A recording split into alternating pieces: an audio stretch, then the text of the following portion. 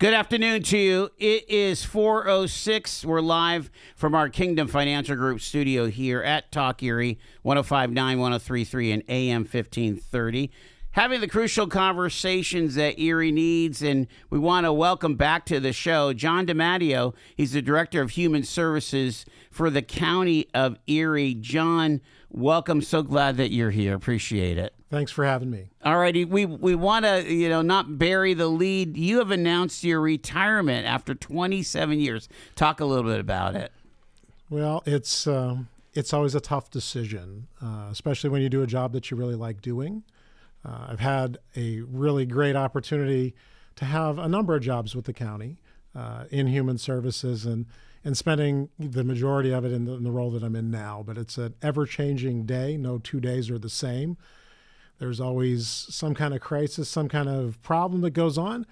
And if you like living in a little bit of a chaotic world, it's the place to be. So it's been an awesome place for me to spend my work time. But August 1st or 2nd is kind of be it, right? I mean, it is. Yeah. And so, making it is tough. My wife, God bless her, has, toughed it out with me for a number of years. She's been retired now going on almost 5 years. Oh, wow. So, okay. so I've held on to this for a little bit longer and have been able to continue to do the things that are fun to do, but it probably is the right decision to make at this particular point in our lives. We were saying over those 27 years, how many county executives have led the county? So this is my fifth one that I've worked for directly, but there have been 7 different county executives while I've worked at the So just happened to start at the end of Mrs. Lynch's terms that were there and have been with all the others since.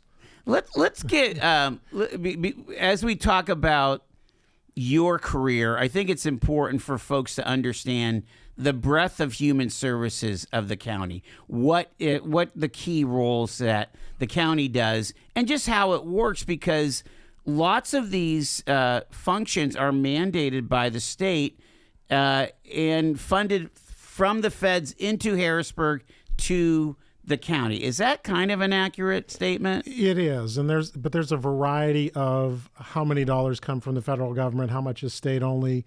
There are some that the county has to match with county tax dollars, but for the majority of our monies, it comes from the federal government, matched with about half of state dollars, and then they come to the county, in which we either spend directly on services or we contract with providers in the community. And what are the buckets? What are the big buckets that you mostly work in? So the biggest buckets are in behavioral health. So when I say behavioral health, I'm talking about mental health services and drug and alcohol services for persons who are medical assistance eligible. So that's the biggest bucket. Intellectual disabilities, there's a lot of money in intellectual disabilities. Those dollars flow to providers directly from the state. Okay. In the majority of those services, but they are managed by people in our office and some community partners along the way, provided by the service providers in the county, the ones that probably are Erie Homes, the Barber Center, supported living services, et cetera, in the community. Drug and alcohol services, we do some of those that are not for persons who are MA eligible. Same thing with mental health services. Those are, again, 2 big buckets of dollars that come through. Children and youth services. Most of those, our staff see the folks initially. They do the investigations, engage families to help them reunify and all the plethora of services. And we contract with a variety of people in the community along the way to do those services. Housing and homeless services. We have about 16 different housing and homeless grants here in the community. Early intervention services for the birth to 3 population for kids who may have a delay in some way. Those dollars and services, the funding comes through our office as well. I'm trying to make sure I don't forget anybody along the way. Let me make sure I understand how this works. It's not necessarily that your staff is doing direct care, but they're doing case management? So they're doing oversight, compliance, contracting, quality assurance work. That's the vast majority. You see, so in the Human Services Department, for the county, we have about 300 staff positions. Is that one of the biggest departments in the county? It's the largest. It is the largest. It's the largest. Yeah. The majority of those work for children and youth. So probably 220 of those positions work in the child welfare space.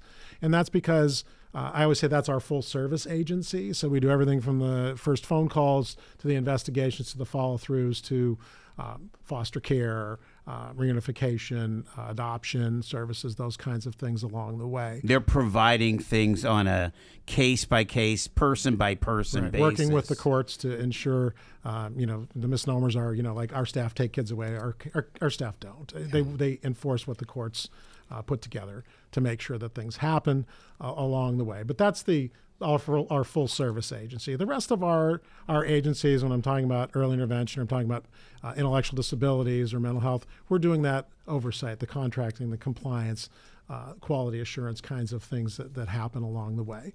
It's hundreds of millions of dollars that move through county tax rolls or county tax budget into the community, and then get respent along the Erie continuum. It's thousands of jobs in Erie County. What is the relationship with Erie County case management? Again, help me understand those lines. Sure. Erie County Care Management was created by County Council at one point, and they do a lot of the case management services. So when we're talking about intellectual disabilities or early intervention or mental health or housing and homeless, they do those on behalf of the county. So they were created for that purpose originally. And so if you went to a neighboring county like Crawford County, they would work for the county. They wouldn't work for an Erie County Care Management. So they would be a county employee.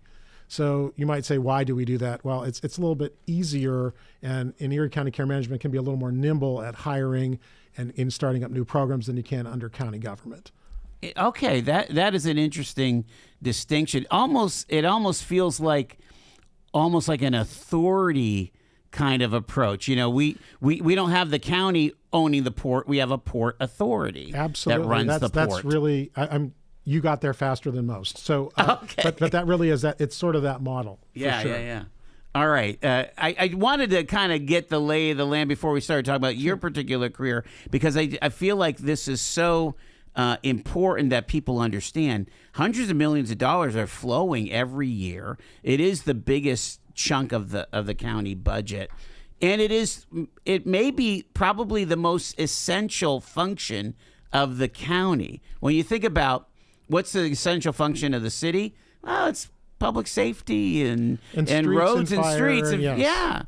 The essential function of the county is the human resources, isn't it? It is, and that's again, it's the breakdown. We're the people, and we're the people's support services. And the reason that we really exist as the Department of Human Services is to ensure that there's a continuum of services for people here in Erie County, and that's really what we got set up under the Act of '66 that brought us to the Mental Health, Mental Retardation Act, which then got changed to Intellectual Disabilities. It said, hey, you have to have these services in place in your county for people. Mm-hmm. And so that's really where I started my career, was in the intellectual disabilities field. And I started at the county in the MHMR, now MHID office. And that includes autism as well now in these days. When you hear somebody say that Erie County is a resource-rich community when it comes to these types of human services, does that ring true to you? It does, and honestly, I'd love to take credit for it all, but it isn't me. It's really the community. But how do other counties kind of fall down on the job, to almost to the point they say that if you are addicted and in Philadelphia, coming to Erie is probably your best chance to get help. So we're very fortunate with the service providers that we have. We actually, we have 3 hospital systems in a city or a county, with less than 300,000 people, to be able to say that, most other communities that are our size don't have those types of resources when it comes to, the specifics of that. But those systems have invested and continue to invest in our community. So when I started doing this years ago, you were seeing the larger systems sort of give way to community providers, and you'd see smaller community providers. So you'd have larger provider networks that would say, okay, break something off to have sort of a specialized niche group of people that we want to work with that have an intellectual disability or that have a mental illness. And they would grow up. And you saw some of those agencies grow and become something. This and that, we're going back 35-ish years. Yeah.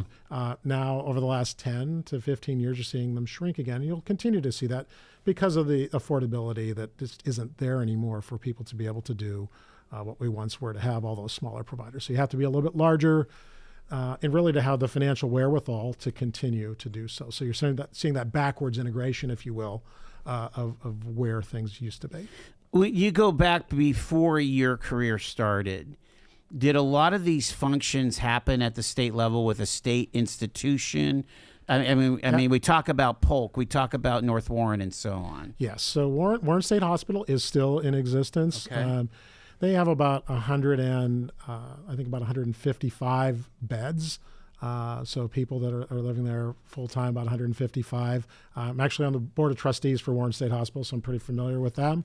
And they are serving people who are the most seriously mentally ill that might need longer than a few months stay. So locally we have an inpatient setting. A lot of folks at LECOM Hospital that might spend up to 30 days in that setting. Stairways Behavioral Health has something called an LTSR, long-term structured residential facility, which would take people up to about 6 months of care. They also have an RTFA, residential treatment facility for adults, up to about 30 days locally. So people who would need longer than those kinds of continuum would go to a Warren State Hospital. Polk Center has closed. Okay. So a few years ago, it's been closed for a few But years. that was the model back in the day, wasn't it? It was. And so you had thousands of people in those locations, not hundreds of people. So when Polk closed, they only had a couple hundred people. Okay. And there are still just two state centers, we would call them, in the intellectual disabilities world currently. Yeah. So sorry for all the detail behind. Well, no, but it tells you, again, over the course of one man's career, how significantly the approach has changed. Absolutely. Yeah, it really has. It's changed considerably. You have people in the community. People have a better chance to succeed when they're in their home community. Let's go to our break. We're gonna talk to John and talk about his specific journey here when we come back. It is Talk Erie and the Joel Natale Show.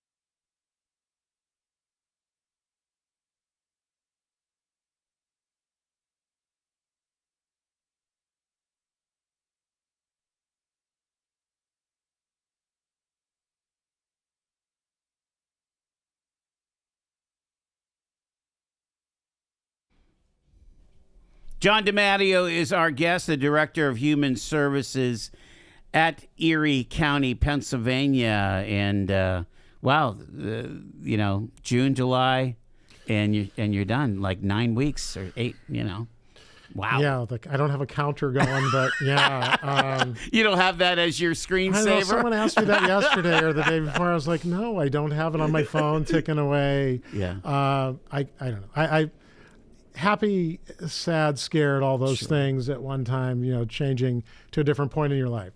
So. For sure. This area of human services is very near and dear to my heart. I have many folks, many family members that are either teachers or they're counselors or they're involved in administration in these fields here, and it's such a rewarding career.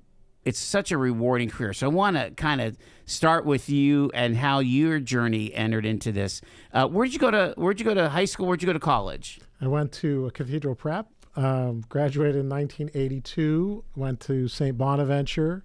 Have a bachelor's in business administration from there, and I have a master's degree. How good was the basketball team when you were there? Not bad in the early 80s. Yeah. The 3-point shot was brand new. Okay. If I remember, prep in your day was really good in the late 70s, early 80s, right? In the early 1980, won the first state championship. Yes, I was only a sophomore then, though. So. Yeah. Did you play? I did in the first couple of years, yes. That's fantastic. But not on that team. So. And you went to St. Bonaventure for marketing and business. And tell us a little bit about the journey getting into human services. So I was working at St. Vincent's in my summers when I'd come home from St. Bonaventure, and my mom is a nurse, and so she worked at St. Vincent's. And so my older brother had worked there as well, but he worked in an X-ray where he would transport clients back and forth for their X-rays. I unfortunately got the third shift housekeeping job for 3 summers, and so did that for 3 summers. Where did you mainly work? Because again, we were saying off the air, I was in housekeeping at St. Vincent's at the same time. So I used to work either in the emergency room, cleaning the rooms up on third shift, which was very interesting as a young and unexperienced, barely college student, right? Living a sheltered life. Along the way, and then I also worked across the hospital scrubbing and stripping the floors and waxing the floors. So that was. So you're the guy to call if we want our tiles. I might still be able to run that buffer. I think I can still do it. I had to do it too, John. It's unbelievable that we share that. That was a great job for a college student. Wasn't it? Absolutely, it was a learning experience. Met a lot of great people. And I would still see people 20, 30 years later that I worked for and worked with there who would still remember me and always talk to me. Amazing. So, wow. But before my senior year at college, there was a hiring freeze, and we're kind of going into the physical health managed care at that time, 41 years ago. And my dad knew somebody who was working at the Gertrude Barber Center at the time, and I needed a summer job, and he said, hey, they need people there. And they said, yes. And I went, applied, got interviewed, did what they called an on-site visit where you'd meet with some of the consumers that you'd be working with. That same night, spent a couple hours with them, went back the next day. And fast forward, I was there for about 14 years in a variety of different roles. But you started out in direct care. I did. I did that for about 3.5 years. So I did that over a summertime, and then about 3.5 years while I was getting my master's at Gannon. Wow. And then went into a managerial role there. To talk about that direct care experience, because again, you're a young person. You're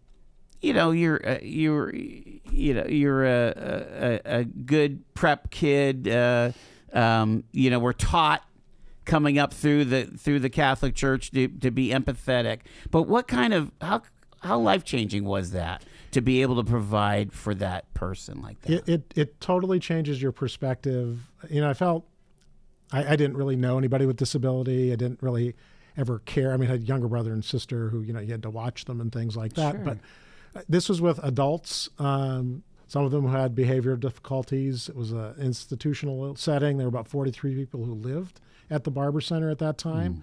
Other people lived in group homes and things. Sure. So this was doing daily living skills with folks. Everything from people who might need help showering to people who just needed to be supervised a lot. So it was you learned a lot about yourself and how you were as a person, how you would act in challenging situations, because sometimes adult people with behavioral problems are very tough to manage. And so you learn a lot about how you're going to act and react in challenging situations.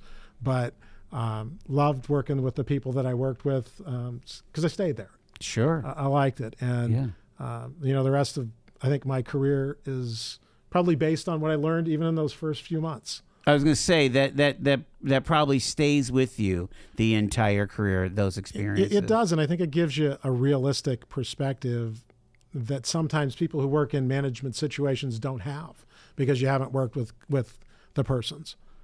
So from there, even from those 3.5 years of working directly with the clients, I went into roles of supervising group homes and things like that. So I still was consumer involved for that first at least 10 years of time that I was working with people. So changes who you are. Talk a little bit again. We'll jump back and forth, but one of the big conversations we have here, especially with those that are folks like the Barber National Institute or CRI or Voices for Independence, the reimbursement rates are kind of stuck in Harrisburg. Do you hear those conversations? Sure. At one time in my career, we used to get the reimbursements right through the county tax dollars. So I'd shared with you earlier that the money goes directly from the state to the providers. Up until 2007, we used to get those dollars here at the county, and we would set the rates and we would do the distribution. And so that changed back in 2007, the middle of 2007. And so it's been challenging along the way because sometimes they don't change those rates for 3 years at a time. And they're looking retro at some of the expenses of the providers and not allowing them to make any margin at all. Wow. Well, if you look at the high impact or high need jobs, if you go to the Northwest Job Connect or whatever, there's like over 1,000 personal care assistants, or that's what our need is in Erie County, mind you. Absolutely. I just saw an article over the weekend in which they were talking about what the needs will be in Pennsylvania, and hospital and human services was number one for what Pennsylvania's needs will be. You can't AI that out, John. You cannot. You cannot. Wow.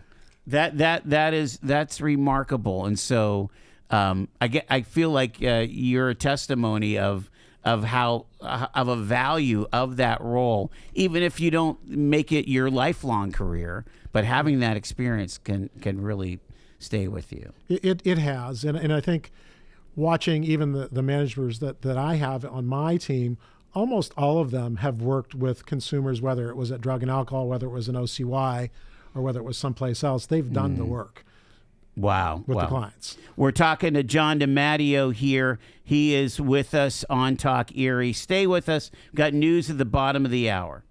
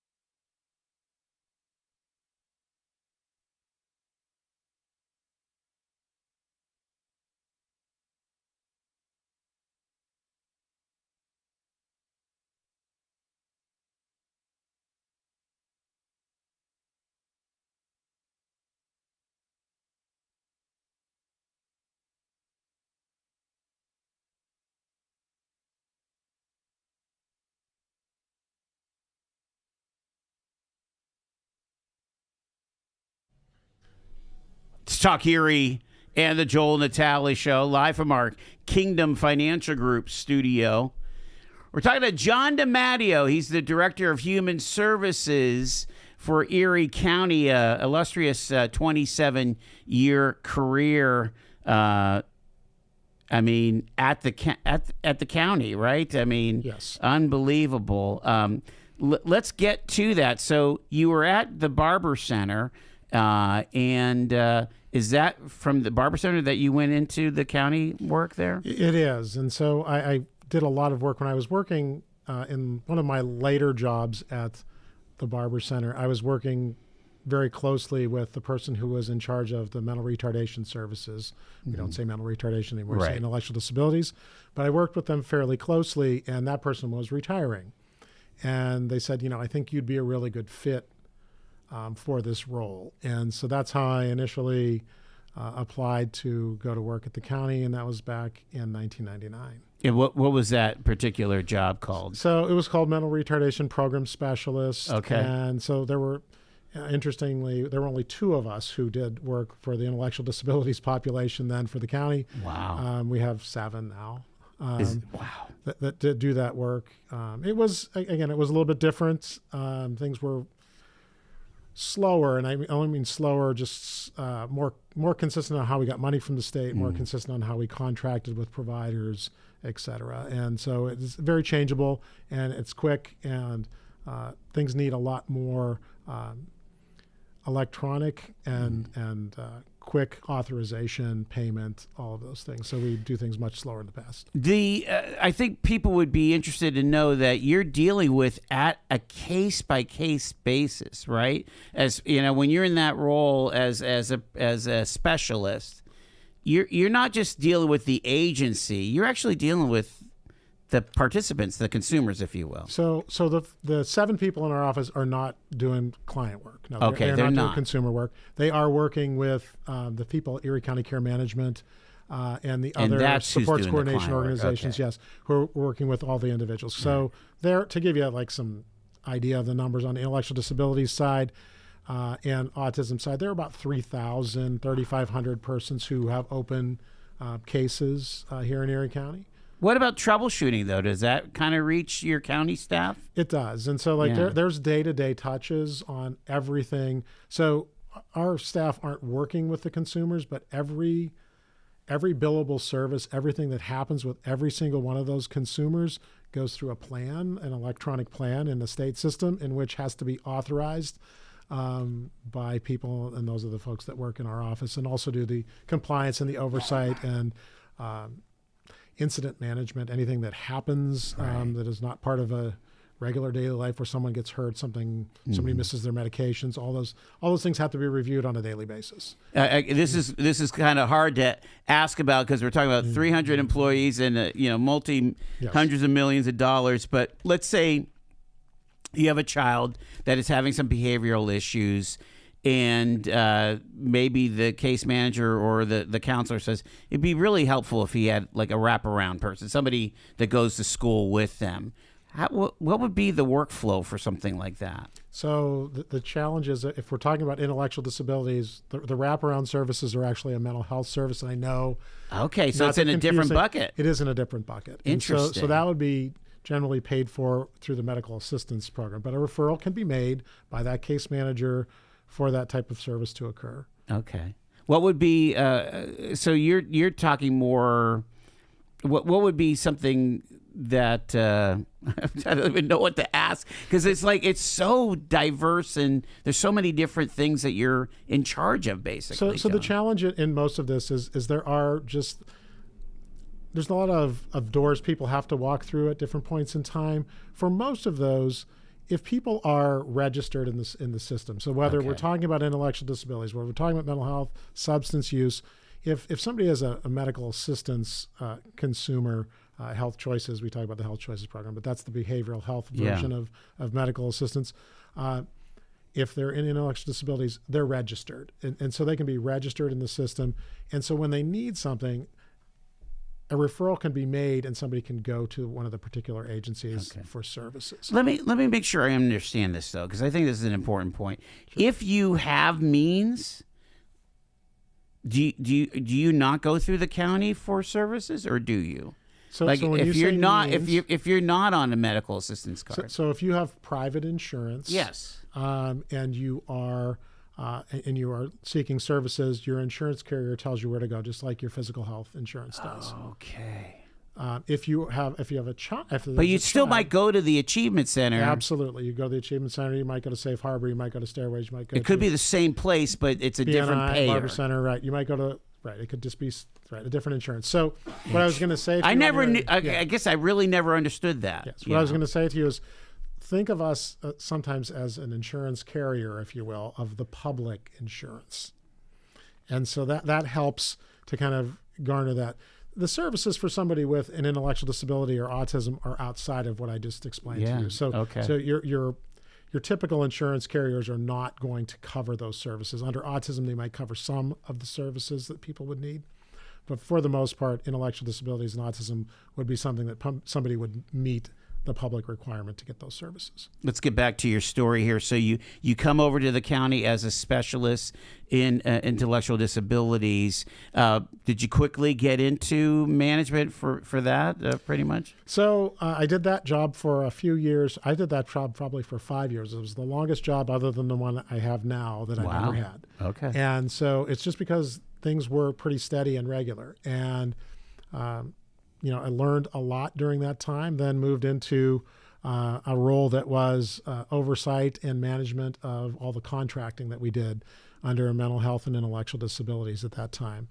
So I did that for a couple of years. And again, that you're dealing with agencies and CEOs and other folks. Absolutely. The CFO, whatever. Yes, for most of the agencies, we did that. And at that time, I'll just throw out a number. So probably somewhere $50 to $70 million a year was probably how much we were talking about in those years.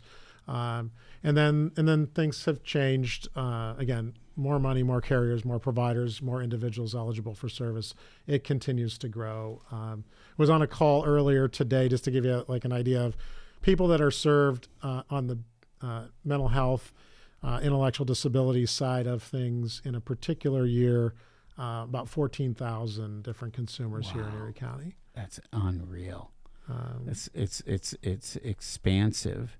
Yeah. So from the contracts, is that what? How quickly did you go into this? Well, you went into leading one of the departments, right? So from that role, I became the deputy director, and then in another year, I became the director of mental health and intellectual disabilities. Did that for about 2 years. Then was the drug and alcohol director for about 3.5 years, and have been in this role since January of 14. Wow. Okay. Drug and alcohol. Tell us. Haven't really talked too much about that.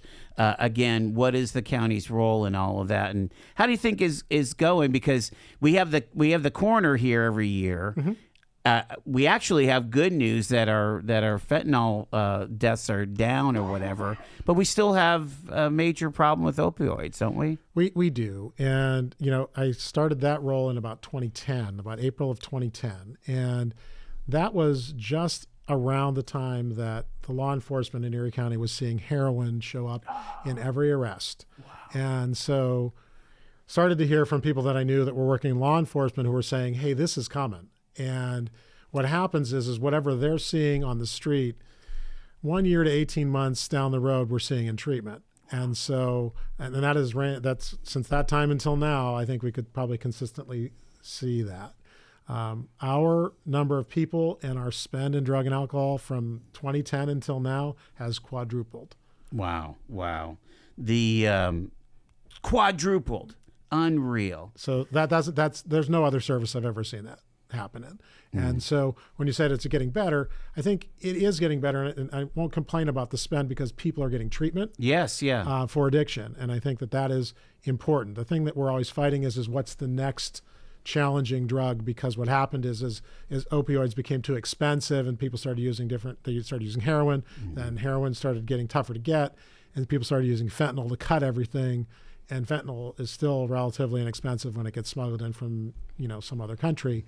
And gets cut into the different things. It's just so shocking that fentanyl is like a killer. Like if you it's mess really, with it, it's really just if they show you the like little grains of pepper Yes. on your plate. That's how much you need to really be in trouble. So Oh my gosh.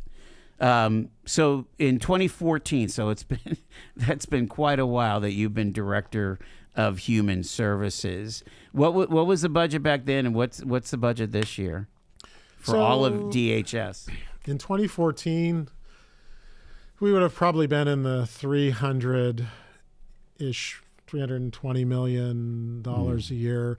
We're eclipsing $400 million a year of services. That's all the programs, all the payers, Right. all the different places where the money goes.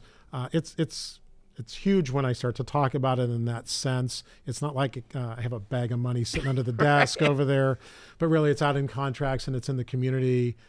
It's definitely an economic driver for what happens here in Erie County. Yeah, it makes you wonder, what the county engine of dollars and investment, how many jobs does that make, and what's the economic impact? It's very significant. It's isn't significant. When people talk about healthcare, they always think about the physical health of things. They don't really think about the behavioral health of things. Mm-hmm. And oftentimes, I don't know dollar for dollar where we line up with them, but at this point, it's significant in what we do. I know that. COVID. Let's talk COVID for a second here. It was a pretty big deal in your department, wasn't it? We always talk about the Friday the world shut down, and, Yes. and that was one of those ones where we had been talking, and I remember talking with the other county directors, and we got called into a meeting over at the county exec's office, and believe it or not, we had about 30 people in a room together. Wow. Last time Wow. without a That was mask, the last anyways, time, yeah. without a mask, and we were talking about what was going to happen, how we were going to handle this, and we were going to shut down for 2 weeks. Wow. And that 2 weeks turned into a considerable amount of time. Yeah. We worked, we really turned things sort of upside down. Our providers hung in there. There was a lot of money coming at you too. So, I mean, not only did you have these kind of weird, I don't mean it, but you had weird work rules. We did. But then you were processing significant investments from the federal government, right? We were. The biggest one that we really did was some rental relief that was processed through our folks, and really through Erie County Care Management, which really did the lion's share of the lift on that.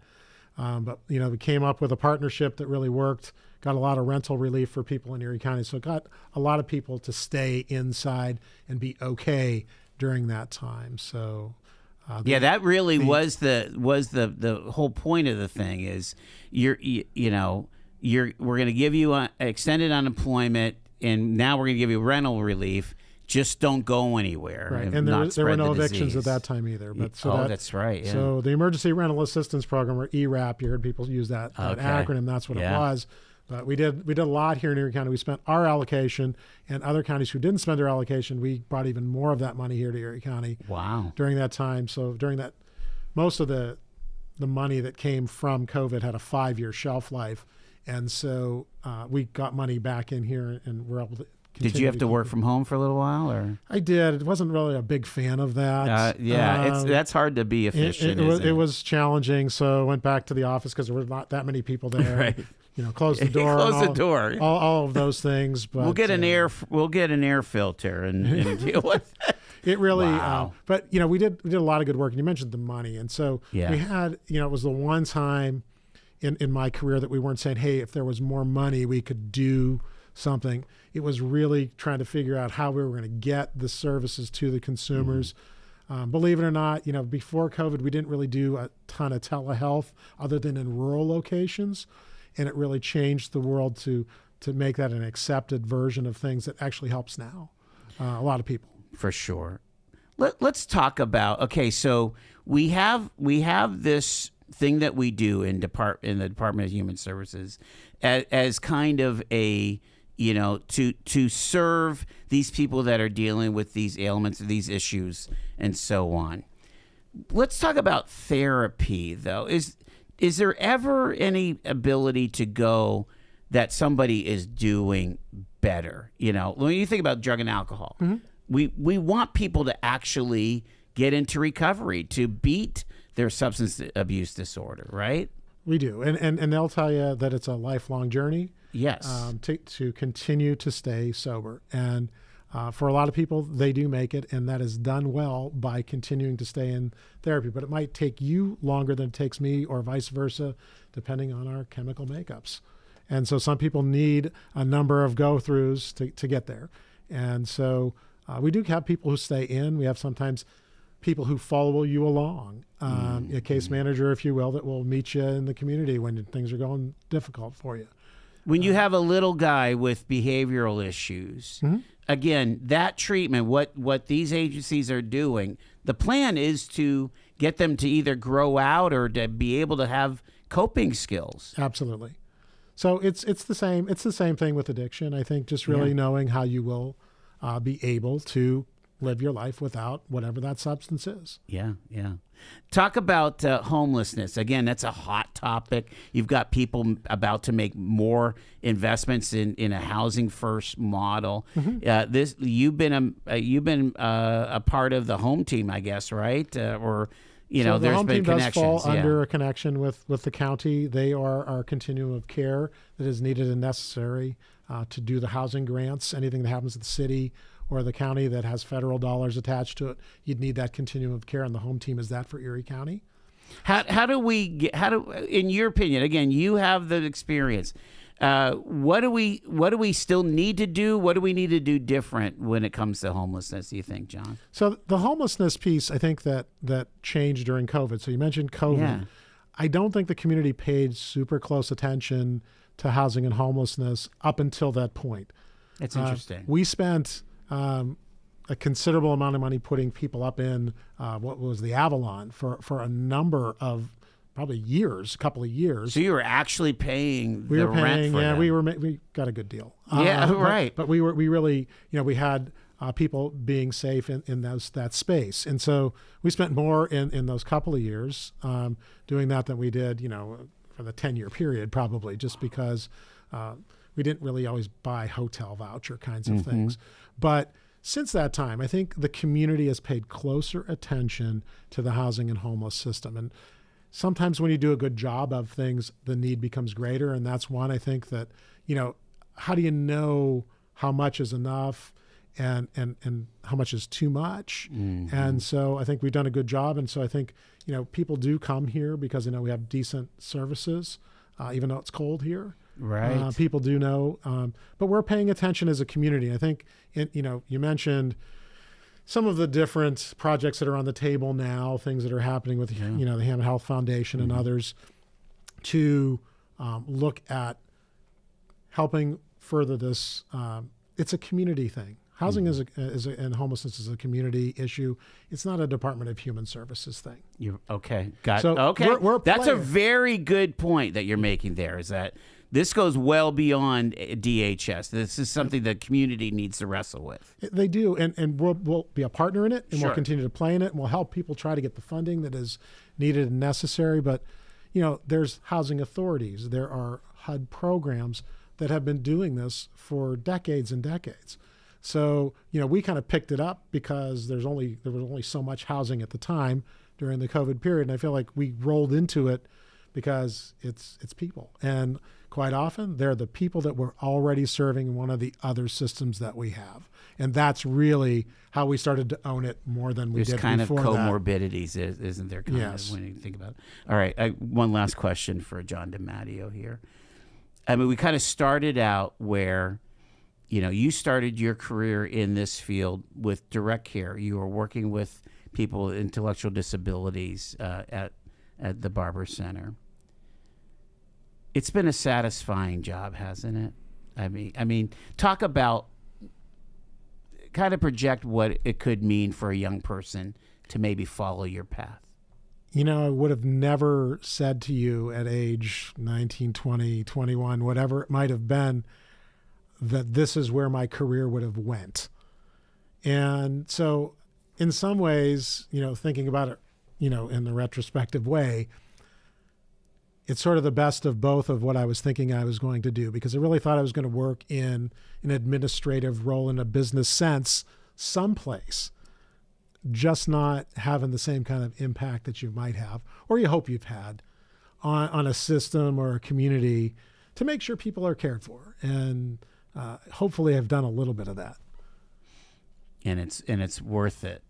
It absolutely is worth it. And, I always say, if you're the type of person who likes to solve things and you don't know what tomorrow's problem might look like COVID or some other thing that we don't know about yet, that this was a job for you, because it's exciting and it's challenging and it's changeable. And even though you do it for a really long time, you still don't know everything. Every day I learn something different and something new. And that to me is exciting.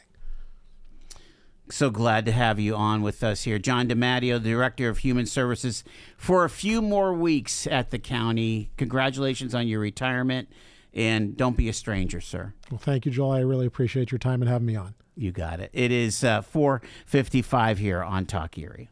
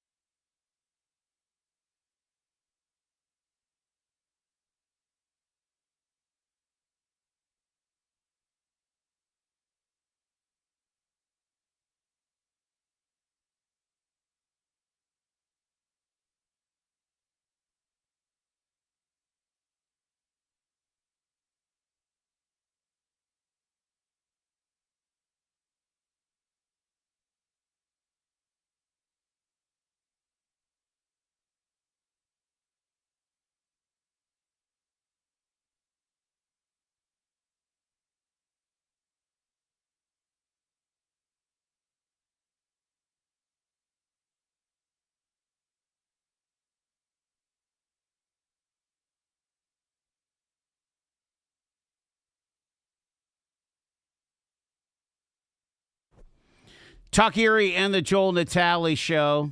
Just a couple minutes before the top of the hour. And we will pivot with Dean Pepicello, our political guru, to join us here in the 5 o'clock hour, get the latest of what's happening in politics and so on. I just absolutely enjoyed that conversation with a true public servant there, John DiMatteo from Erie County's Department of Human Services. It really is amazing all that they're involved in there and in providing services and help, especially for the least of these, right? For those that are in the lower socioeconomic strata, of our community. And so just absolutely being a source of help and of,